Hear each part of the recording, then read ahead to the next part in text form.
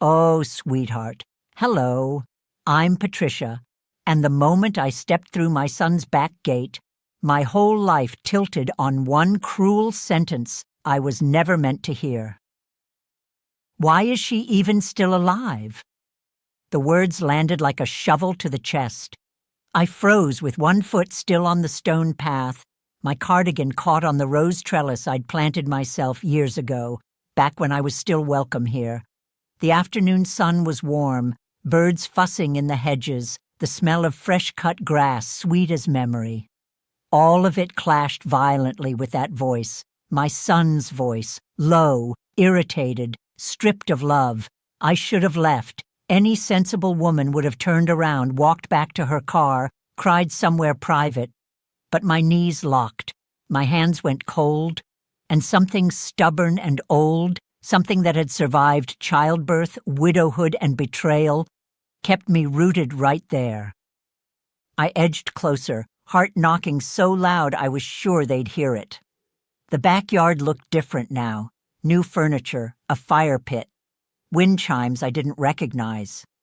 I remembered when this yard was dirt and dreams, when I helped him hammer the fence posts while he complained about blisters. I swallowed hard and listened.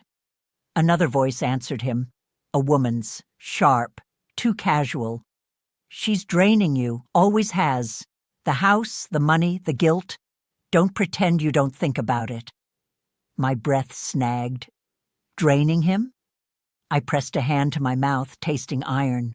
I had brought a pie, apple, his favorite. It slipped from my fingers and landed softly in the grass, unnoticed. They laughed. Not loud. Worse, quiet, knowing laughter. In that instant, I felt myself split in two, the mother who wanted to scream his name and the woman who knew, deep in her bones, that leaving would mean never knowing how far this rot went. So I stayed. I leaned against the old oak tree. I listened, and I decided I was done being polite, because whatever they were planning, it wasn't over yet. Oh, my dear. I stayed hidden behind that oak, my back pressed to its rough bark, and my mind went wandering the long way around my life, the way it does when your heart is trying not to break all at once. I raised that boy in a 2-bedroom house with a leaky roof and more love than money. I worked nights at the clinic, came home smelling of antiseptic and tired bones, and still packed his lunches with little notes, terrible jokes mostly. I remembered how he used to run into this very yard, barefoot, yelling, "Mama, look!" as if the world itself might disappear if I didn't see it through his eyes. So how did we get here? After his father died, things shifted. Not loudly, quietly. He stopped calling as much. Holidays became complicated. His wife, well, she smiled with her mouth but never her eyes. I told myself it was generational, that I should give space, that love sometimes looks like stepping back. I helped with the down payment on this house. I signed papers with shaking hands because my pension wasn't meant for generosity, but he was my son. When I started forgetting small things, where I put my keys, a name or two, they started offering help I hadn't asked for. "Let us manage the bills, Mom. It's easier this way." Easier for whom? Behind that tree, I realized how neatly they'd been arranging me. Doctor appointments they insisted on attending, conversations that stopped when I entered the room. That gentle, dangerous word, capacity. My heart pounded as their voices drifted again. My son sighed, heavy and impatient. "We just need a plan," he said, "before it gets messy." A plan. I felt something settle inside me then, not fear, clarity. I wasn't confused. I wasn't weak, and I wasn't done. I leaned forward, close enough now to hear the scrape of a chair on stone. And that's when she said my name. Just loud enough. Just to see if I was listening. The sound of my own name, spoken like a test, sent a chill straight down my spine. I held my breath, counting the years I'd spent teaching myself when to speak and when to stay quiet. This was one of those moments where silence could be sharper than a knife. "I think she heard us," his wife said. Her voice carried a thin edge now, stretched tight. "She's been wandering lately." Wandering, as if I were some confused cat. My son didn't answer right away. I could hear him shifting in his chair, the old one I'd found at a yard sale and refinished myself. "She's probably just dropping something off," he muttered. "She does that. Does that. Like it was a habit, not a kindness."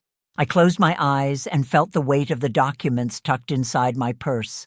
The new will, the updated deed, the medical assessment I'd paid for privately after that doctor made the mistake of talking over my head.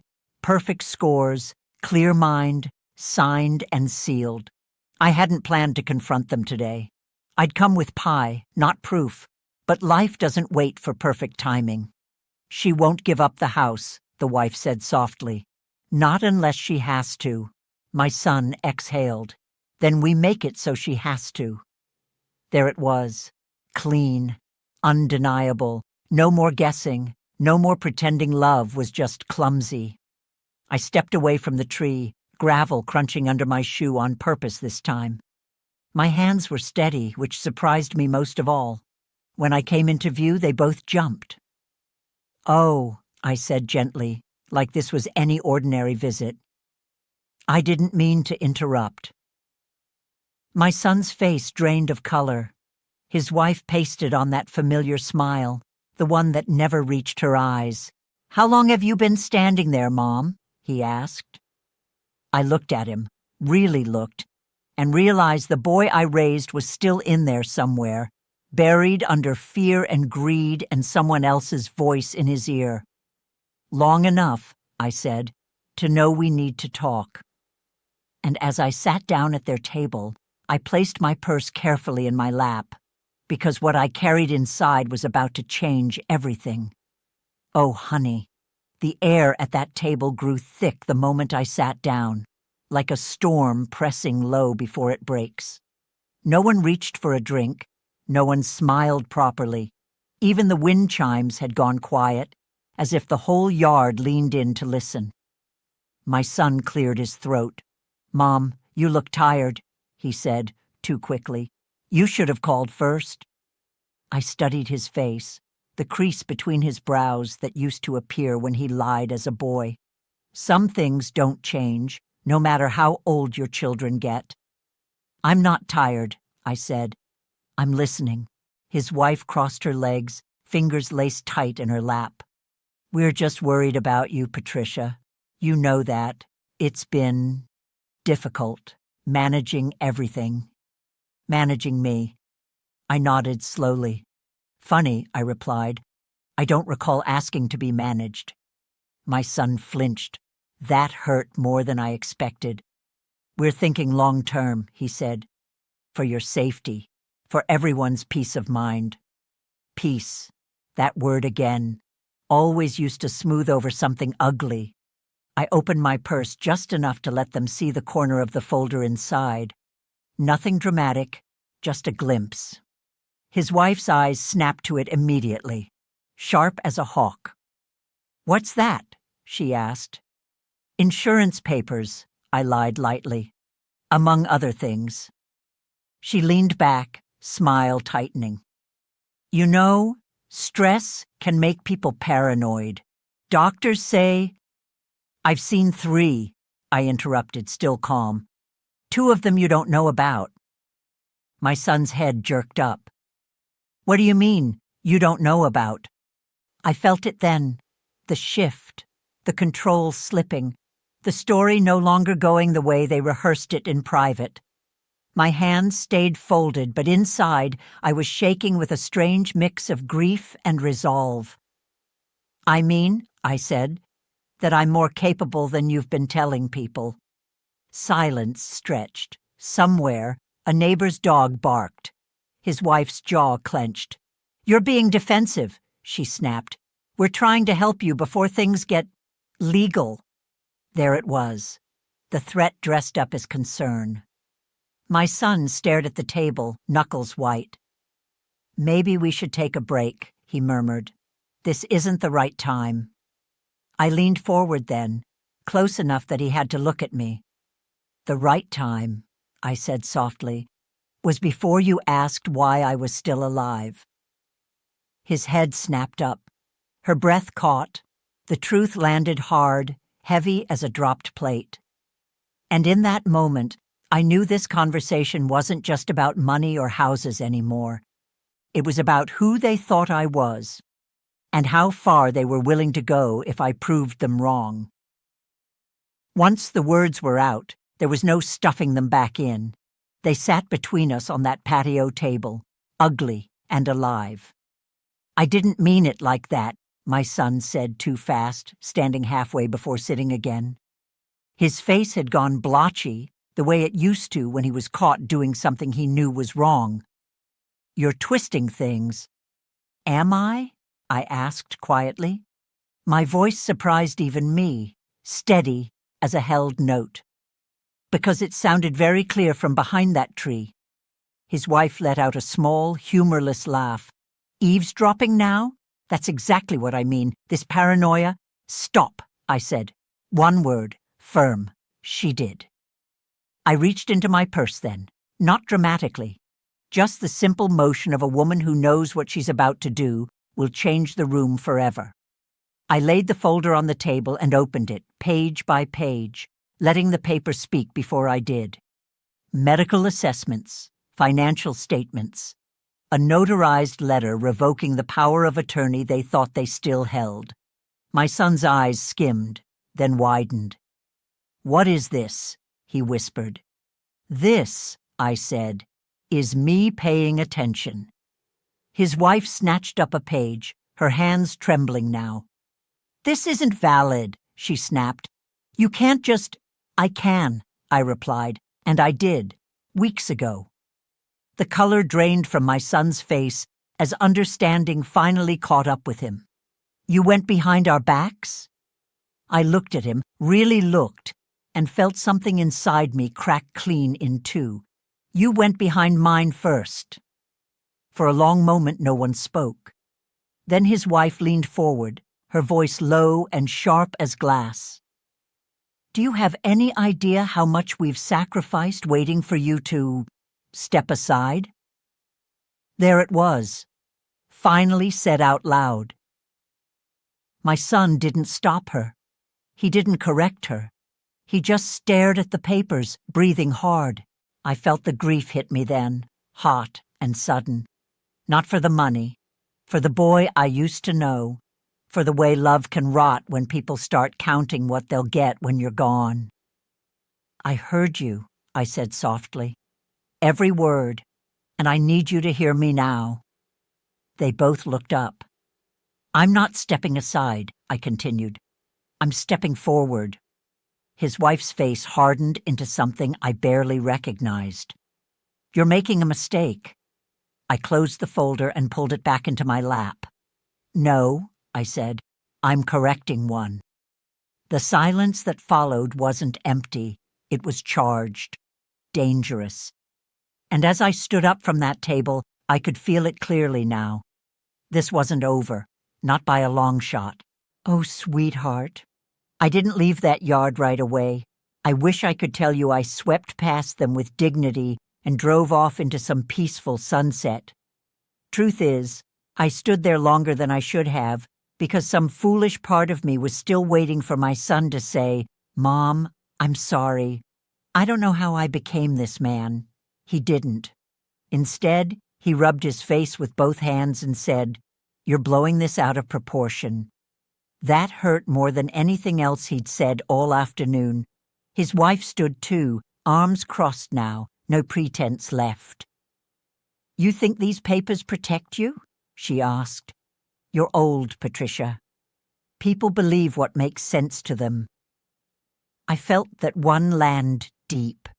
I picked up my purse and slid the strap over my shoulder, suddenly very aware of my bones, my years, The way the world starts talking about you instead of to you once your hair goes gray. I didn't come here to fight, I said. I came because I love you, both of you. I paused, tasting the bitterness of that truth. But love doesn't mean lying down anymore. My son finally looked at me then, really looked. There was fear in his eyes, not guilt, fear, and that told me everything I needed to know. As I walked toward the gate, I heard her whisper something to him. I couldn't make out the words, but I recognized the tone, calculating, urgent. I stopped with my hand on the latch and turned back. One more thing, I said. If you try to paint me as confused or helpless or inconvenient. I smiled, small and sad. I've already made arrangements. My son's mouth opened, but no sound came out. I left then, heart pounding, knees shaky, but upright. And as I drove away, I realized something chilling and clear. I hadn't just overheard a cruel sentence in a backyard. I'd walked into the beginning of something much bigger. And whatever move they made next, I would have to be ready. That night I didn't sleep. I lay in my bed listening to the old house breathe, the tick of cooling pipes, the soft creak of floorboards settling, sounds that had always comforted me. That night they felt like warnings. By morning the first shoe dropped. It was subtle, a missed call from my bank, marked urgent. Then a voicemail from my doctor's office asking me to confirm an appointment I hadn't made. By noon, a neighbor I barely spoke to knocked on my door with that careful smile people use when they think you're fragile. "Your son called," she said.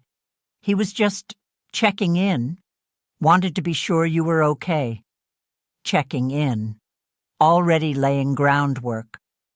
I thanked her, closed the door, and leaned my forehead against the wood. My hands shook, not with confusion, but with anger so cold it felt clean.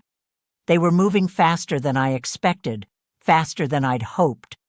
I made tea I didn't drink and sat at the kitchen table, staring at the sunlight on the floor. I thought of every document I'd copied, every conversation I'd recorded after that first strange appointment months ago. I thought of the lawyer who'd squeezed my hand and said, "You're not paranoid, Patricia. You're prepared." Then my phone rang. My son. I let it ring once, twice. On the third ring, I answered. "Mom," he said, voice syrupy sweet, "we need to talk. Things got misunderstood yesterday." "Did they?" I asked. A pause. I could hear someone breathing beside him, not him. "We're worried," he continued. "People are starting to notice you're isolated. It wouldn't look good if something happened and we hadn't stepped in." There it was, the picture they were painting, me alone, me slipping, them heroic. "I'm not alone," I said quietly, "and I'm not slipping." Another pause, longer this time. When he spoke again, his voice had hardened. "Then you're leaving us no choice." The line went dead. I stared at the phone, my reflection faint in the dark screen. For the first time since that afternoon in the backyard, fear finally crept in, not loud, not dramatic, but steady and real. They weren't backing down. And I knew, with a certainty that settled deep in my bones. The next move wouldn't be whispered over a patio table. It would be official. By the end of that week, envelopes started arriving like uninvited guests. Thick ones, serious ones, the kind that make your stomach tighten before you even slit them open. A wellness check notice from social services. A polite letter from a new attorney, their attorney, requesting a conversation in the spirit of family cooperation. Even my church got a call. Pastor Elaine rang me, voice careful, asking if I was feeling supported lately. Supported. Such a gentle word for a hard shove. I kept my routines on purpose. I watered my plants at dawn. I walked to the bakery and let Mrs. Klein complain about her knees. I laughed too loudly at a joke that wasn't funny just to hear my own voice sound normal. I needed witnesses, even if they didn't know they were being one. Still, every ring of the phone made my heart jump. Every car that slowed near my house felt like a scout. Then came the knock. 2 people this time, clipboards, soft smiles, the practiced kindness of professionals who have already decided something about you. "Patricia?" one asked. "We just want to make sure you're safe." I invited them in. I offered tea. I answered every question without rushing, without anger. I watched their pens pause when my answers didn't match the picture they'd been given. After they left, I locked the door and slid down against it, shaking. Not because I'd done poorly, but because I'd done well. And that frightened me more. Because people who plan these things don't stop when their first attempt fails. That evening, my lawyer called. "They filed a petition," he said. "Emergency guardianship. They're pushing for speed." Speed. So I wouldn't have time to breathe, to prepare, to be seen. I thanked him and hung up. I stood in my living room, surrounded by a life I'd built one careful choice at a time, and felt the weight of how easily it could all be rebranded as too much for me now. I went to my desk and opened the bottom drawer, the one I hoped I'd never need again.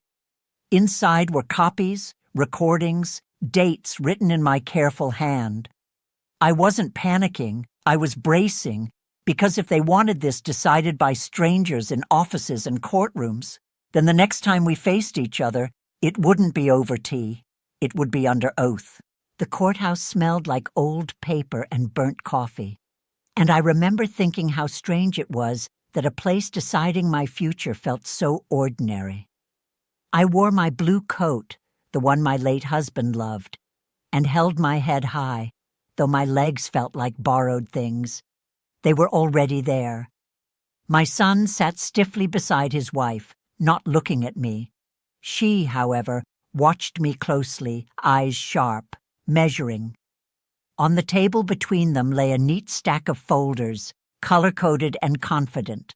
They had come prepared to end me politely. When the judge entered, the room stood. I stood too. I was steady. I noticed that. Their lawyer spoke first. Words like decline, risk, best interest. He painted me as a gentle woman fading quietly, someone to be protected from herself. My son nodded along once. Just once. That was enough. Then it was my turn. My lawyer rose, calm as Sunday morning. He didn't rush. He let the silence stretch before he spoke, and in that pause, I felt something shift. Attention turned, pens lifted. He began with facts, dates, independent evaluations, financial audits showing no irregularities, except attempted access that hadn't been authorized. He introduced recordings, voicemails. One in particular made the room go very still. My son's voice filled the courtroom, stripped of excuses. "Then we make it so she has to." His wife's face drained of color. My son finally looked at me then. Our eyes met, and in his I saw it. Panic, naked and unguarded. The judge leaned forward. "Counsel," she said slowly, "I'd like clarification on intent." That was when my lawyer turned to me. "Patricia," he said gently, "would you like to speak?" I stood. Every bone in my body remembered standing up to harder things than this. "I loved my son enough to trust him," I said, "and I love myself enough now to tell the truth." I hadn't planned to say more, but as I opened my mouth again, I saw my son's wife lean toward him, whispering urgently, her hand gripping his arm like a warning. And in that instant, I knew whatever came next would shatter what little family we had left. I drew a breath, and the judge raised her hand to stop the room. "Before we continue," she said, eyes narrowing, "I have one more question." And everything hung there, waiting. The judge's question was simple, but it cut deeper than anything else that day. Mrs. Collins, she said, looking directly at my son's wife, why was there an emergency filing when every independent evaluation says your mother-in-law is competent? The room went quiet in that way that feels heavy, final. My son's wife opened her mouth, then closed it, looked at her lawyer, looked at my son, and for the first time since I'd known her, there was nowhere left to hide. She spoke anyway. People always do. She talked about stress, about fear, about how hard it was caring for someone like me. And the longer she spoke, the clearer it became, to everyone, that this had never been about my safety. It was about control, about impatience, about wanting my life wrapped up neatly so theirs could move on. The judge listened. Then she turned to my son. "And you?" she asked. "Do you stand by this petition?" My son's shoulders sagged. He looked smaller than I'd ever seen him. I thought I was doing the right thing," he said. Not once did he say, "I'm sorry." The judge denied the petition, firmly, completely. She issued a warning about further attempts, about misuse of the system, about consequences. It was over. Outside the courthouse, the sky was painfully blue. My son stood a few steps away, unsure if he was allowed to come closer.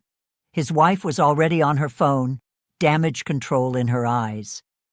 "Mom," he said finally, "I never wanted to hurt you." I looked at him, this boy I'd rocked to sleep, this man who'd nearly handed my life away, and I felt a grief that would take time to soften. "I believe you," I said, "but intent doesn't erase impact." I walked to my car alone. That part mattered. Life didn't magically become perfect after that. Some relationships don't heal. Some truths, once spoken, change the shape of love forever. But I kept my home, my voice, my name. And here's what I learned, dear heart. Wisdom earned the hard way. Growing old does not mean growing invisible. Being kind does not mean being powerless. And loving your children does not require sacrificing your dignity. Sometimes the bravest thing a woman can do is stand up and say, "I am still here.